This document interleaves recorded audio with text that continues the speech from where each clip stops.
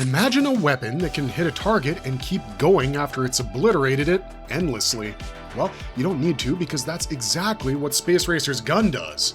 It's one of the most unique weapons in the entirety of science fiction because it has something called an infinity ray in it. This ray works pretty much exactly how you imagine it would, but the name itself is just a cool gimmick. So, how does this gun actually work? Who made it? Why can its rounds technically last forever? We'll be answering all those questions and more in this video, so without further ado, let's get right into it.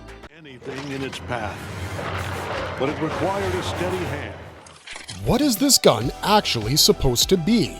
Most alien guns across science fiction are given the generic designation of Civilization X's blaster or something along those lines. These weapons usually use some sort of laser-based technology to achieve firepower that's far greater than anything a bullet can produce, and depending on the nature of the franchise, these blasters can be non-lethal or, the exact opposite. In a way, Space Racer's gun does fall under this category as well, but the thing is, it's not your average laser blaster with a cool name. It's a weapon of mass destruction that's repeatedly described as one of the most powerful pieces of equipment in the Invincible universe, feared even by Viltrumites. The Infinity Ray fires a single concentrated beam of energy that can penetrate any target and destroy it instantly. It has a mythic reputation in the series because characters talk about it as if it's a cosmic event more than a piece of tech.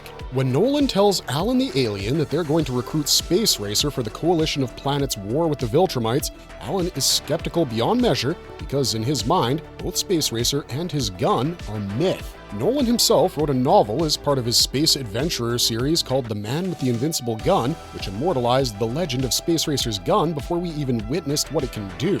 Stories about its capacity to annihilate entire armies and even destroy suns are told to children to scare them into sleeping, and not many planets have actually seen the Infinity Ray in action. That doesn't mean that it doesn't exist or doesn't work as advertised, because Nolan himself put Space Racer on ice a century before the main timeline of Invincible. And if you want an example of its destructive power, Space Racer once used it to escape a pursuing force and blew up a friggin' sun in the process, which turned the whole thing into a galaxy-wide horror story. So now that we've addressed what it does and why it has a mythical reputation, let's talk about the gun's actual mechanics.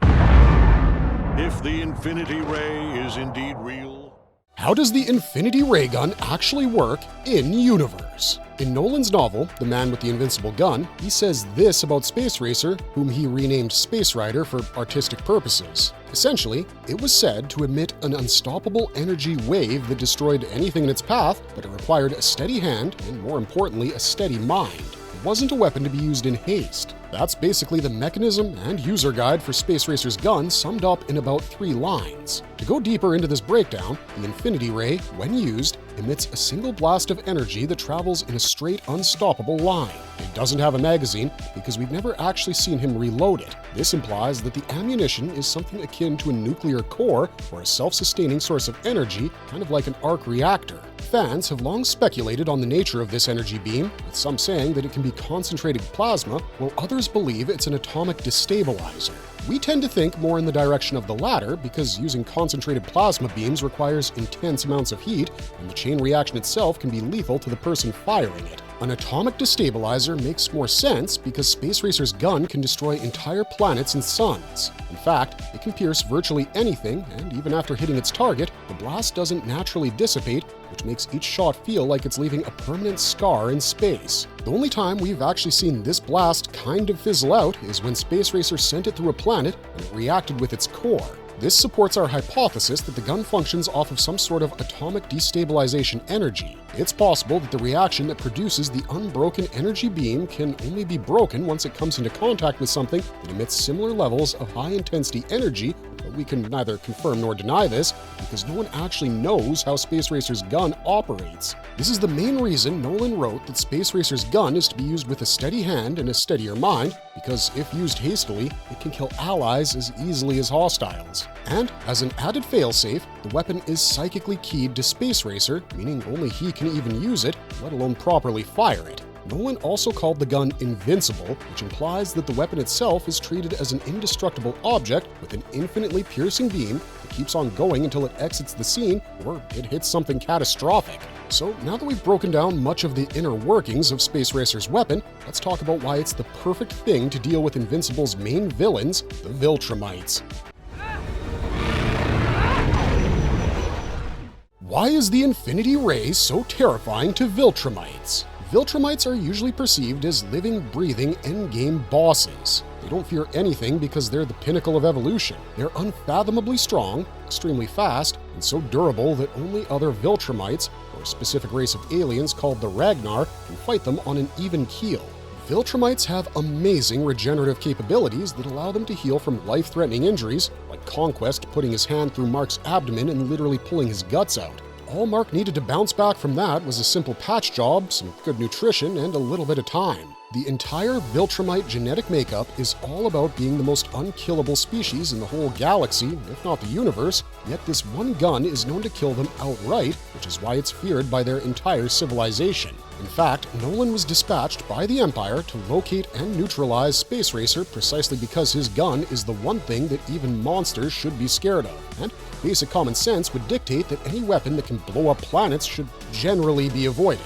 Just go back and watch Invincible Season 4, Episode 6. Notice how Space Racer one-shot kills one of the Viltrumites assailing Telescria and focuses on the other's reactions before and after the blast. The massive shift in their body language and tactics is visual evidence that this weapon forces even them to treat the battlefield differently, because with everyone else, they didn't need to worry about avoiding things, but with Space Racer, they need to be constantly vigilant of him lining up for a shot because it goes through them, their spaceships, and everything in sight. None of their highly advanced tech helps with the gaping burn holes that it leaves when it goes through their bodies. And yes, Space Racer usually only aims for vital points in fighting a race like the Viltrumites, but the effects of his gun would be the same anywhere else he shot it at their bodies, like Episode 6 showed us. Nothing can regenerate or regrow once he fires the Infinity Ray, and the fact that he escaped an entire army by lining them up perfectly and shooting his gun to kill multiple opponents at the same time is evidence of that. How does Space Racer's mind link shape the gun's limits? While the actual ammunition of Space Racer's gun is energy-based, its firing mechanism seems to have less to do with pulling a trigger and more to do with focus and a calm mind. Space Racer's gun is technopathically linked to him. This means that only he can fire it. Even if someone else manages to pry it away from him, the gun turns into Mjolnir and returns to the hand of its wielder, which is why Nolan left it where it was after defeating Space Racer before the main timeline. That scene where he takes Alan to the asteroid field implied that the only time the gun would become available for someone else to wield is when Space Racer himself dies. But considering he's been a cosmic myth for centuries, we don't even know if he can die. Nolan was sure he would.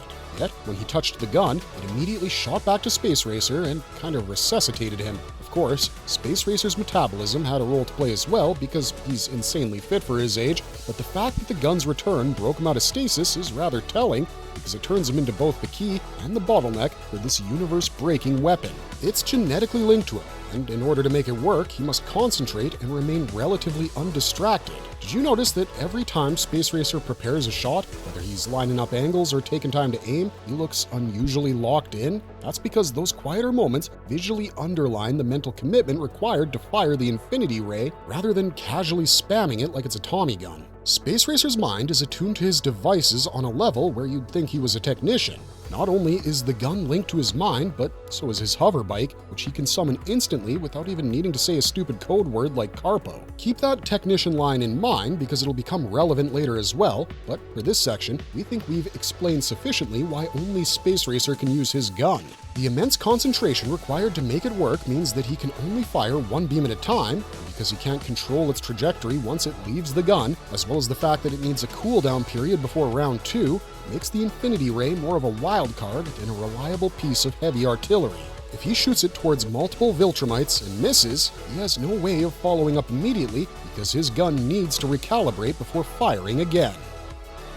If it's so broken, why don't they just spam it? This is a fair question considering the incredible firepower that the Infinity Ray gun packs. Why does Space Racer never just spam his weapons? Well, that's because it's more akin to a nuclear option. It's terrifying, sure, but not practical to fire casually because of its long reload period, the amount of mental fortitude required to line up a shot and pull the trigger, and the fact that, if spammed, it would essentially blanket the universe with energy beams that don't stop until they hit something, and even then they might not dissipate. Space Racer's gun erases whatever lies in its trajectory, so Space Racer has to be extremely deliberate about when and where he fires. If he started firing it willy-nilly, he'd cause immense unintentional collateral damage. And if he misses, he'll leave himself open to a counterattack from an enemy that's potentially far more powerful than he is from a pure physicality perspective. This is part of the reason he focuses so hard when lining up a shot, because the consequences of hitting a target are already quite grim, but the consequences of missing are even worse.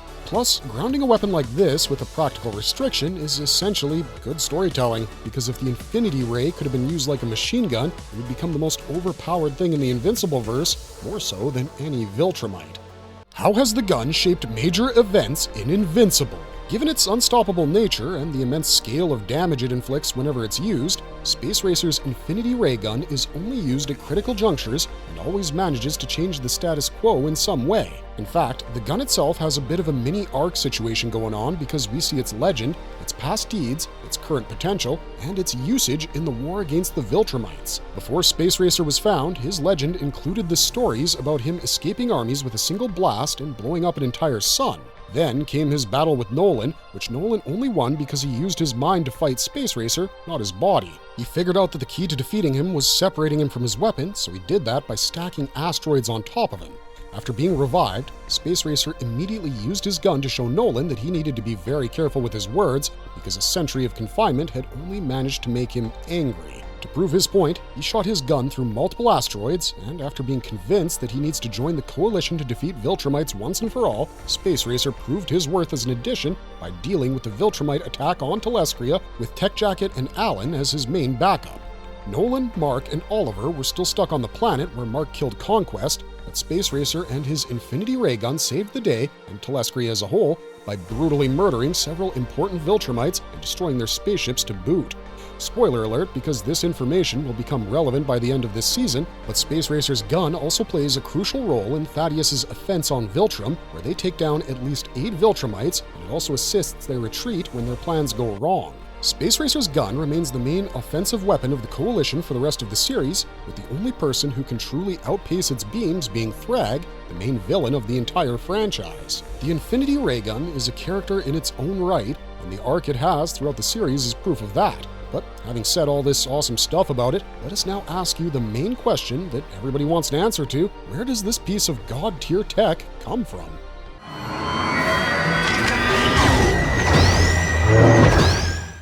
What are the most popular fan theories about the gun's true origin, hidden functions? Canonically speaking, the creation history of the Infinity Ray remains lost to time, as no one knows who made it or what its true purpose was. In fact, our explanation of its mechanics wasn't even accurate because it's speculation based on what it does. There are other theories that state that the Infinity Ray gun is kind of like one of those cosmic weapons from the 3 Body Problem series, with the ability to send things into an entirely different dimension. Imagine a universe populated only by the things that the Infinity Ray has passed through, and space sharks, of course. Or perhaps it's folding things down to a lower dimension and we're just not realizing it. There's another theory that says the Infinity Ray is Duraneg embodied because it literally negates any kind of durability one might have. Viltrumites themselves are supposed to be extremely durable creatures, but it burns right through them. There are some people that think Brit would be able to tank the Ray because he's supposed to be indestructible, but others think he'll get a hole through him as well because of being pushed towards the direction the Ray's fired in forever. Whatever the case may be, it's clear that Space Racer's gun is a play on the Ancient Aliens trope because it's believed to be made out of technology that existed a long time ago and is now lost. Either that, or it comes from a place that no living person or alien has ever been, but in both cases, the assumptions and arguments remain the same. Space Racer's gun could have only been built by a species of extremely advanced technological beings,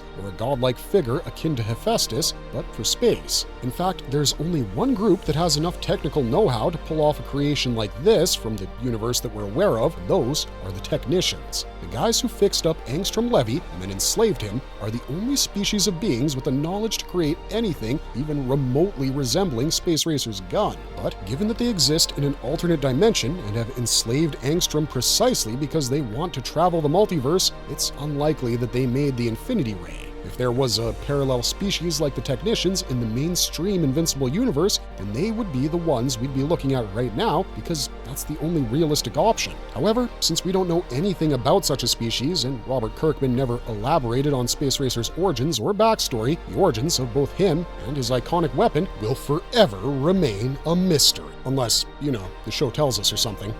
But as for the functioning of this unique piece of weaponry, we hope you guys enjoyed our deep exploration of it because that's all we got for you today. Let us know your thoughts in the comments down below, and don't forget to like, share, and subscribe to our channel for more Invincible content. We'll see you guys real soon with yet another video, so until then, stay safe, and if you see a three-eyed green man aiming his weapon directly at you, run away, but, in a zigzag pattern.